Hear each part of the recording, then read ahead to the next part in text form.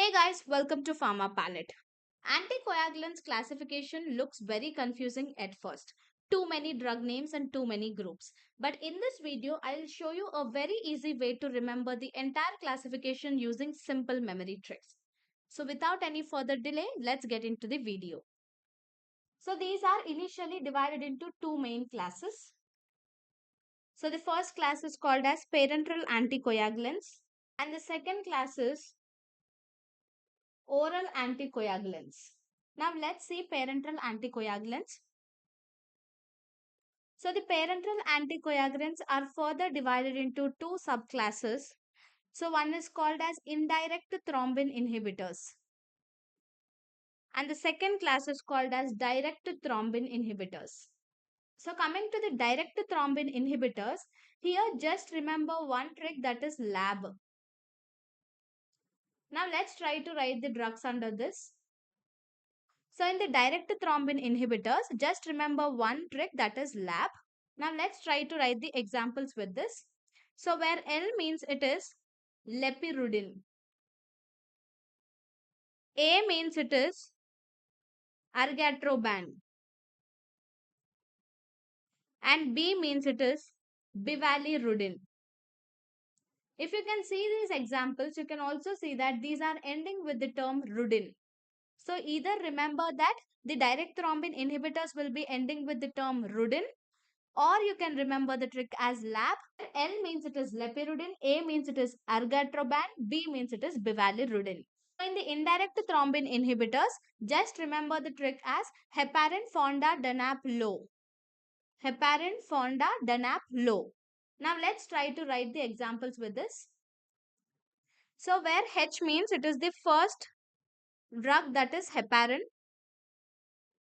That too it is unfractionized heparin. And F means it is fondaparinux. Then danap means it is danaperoid. L, low means it is low molecular weight heparin. Low molecular weight heparin. In this low molecular weight heparin, we will be having many drugs. So to know those examples, I'll be giving you one more trick, that is remember it as red pan. So low molecular weight heparins, examples are, remember it as red pan. R means it is reviparin. E means it is enoxaparin. Then D means it is deltiparin. P means it is pernaparin. Then A means it is erdiparin. Then finally N means it is nedroparin. So remember it as red pan, or you can also remember it as these low molecular weight heparins will be ending with the term parin. Any drug if that ends with the term parin, that comes under this indirect thrombin inhibitors, especially under this low molecular weight heparin. So let me just repeat this first class for you once again. So in the anticoagulants, the first class is parenteral anticoagulants. These parenteral anticoagulants are again divided into two. One is indirect thrombin inhibitors and direct thrombin inhibitors. So in the direct thrombin inhibitors, just remember the trick as lab, where L means it is lepirudin, A means it is argatroban, B means it is bivalirudin. Or you can also remember that these drugs will be ending with the term rudin.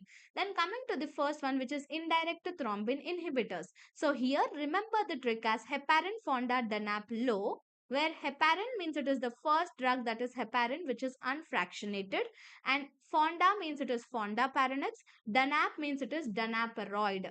Then low means it is low molecular weight heparin. So this low molecular weight heparin is having many drugs under this. So to know these examples, just remember one trick, that is red pan, where R means it is reviparin, E means it is enoxaparin, D means it is deltiparin, P means it is pranaparin, A means it is erdiparin, naliperin, and N means it is nadroperin. So coming back to the second class, that is oral anticoagulants. So these oral anticoagulants are further divided into three subclasses. So the first class is called as the coumarin derivatives. Second class is the direct factor 10A inhibitor. Then the third class is oral direct thrombin inhibitor. Here in this oral direct thrombin inhibitor, there is only one single drug, that is dabigatran etaxylate.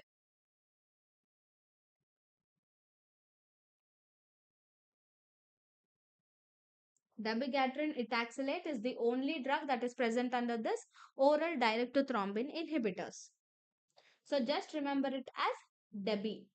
And coming to this direct factor 10A inhibitor, here also there is only one single drug, that is rivaroxaban. Rivaroxaban. To remember this coumarin derivatives, you need to know one trick, that is war bis ethyl ase. War bis ethyl ase. So by using these tricks, let's try to write the examples. So here war means it is the warfarin sodium. Then bis means it is bis hydroxy coumarin. Then ethyl means it is ethyl biscom acetate. Then ase means it is acinocomarol. Now let me just repeat this second class for you once again. So the second class under this anticoagulants is the oral anticoagulants, which are further divided into three subclasses. One is coumarin derivatives, direct factor 10A inhibitor, and oral direct thrombin inhibitor. So in this oral direct thrombin inhibitor, there is only one single drug, that is dabigatran etaxylate. Coming to this direct factor 10A inhibitors, there is only one drug, that is rivaroxaban. Coming to the most important class, that is coumarin derivatives. To remember the examples under this, just remember the trick as war bis ethyl ase, where war means it is warfarin sodium, bis means it is bis hydroxy coumarin, ethyl means it is ethyl biscom acetate, Ace means it is acinocomarol. The anticoagulants, apart from this parenteral and oral anticoagulants, there is also one more class. So that class is called as the in vitro anticoagulants. So in the in vitro anticoagulants, we are having four drugs. So those four examples can be known with just one trick, that is he saved old evidence. So just remember the trick as he saved old evidence, where the examples are H means it is heparin, S means it is sodium citrate, O means it is sodium oxalate, E means it is sodium edetate. So this was the easy way to remember anticoagulants classification. If you revise these mnemonics once or twice, you will be able to recall the whole classification easily during exams. If you found this helpful, like the video and subscribe for more such pharmacological classifications. See you all in the next video, and thanks for watching.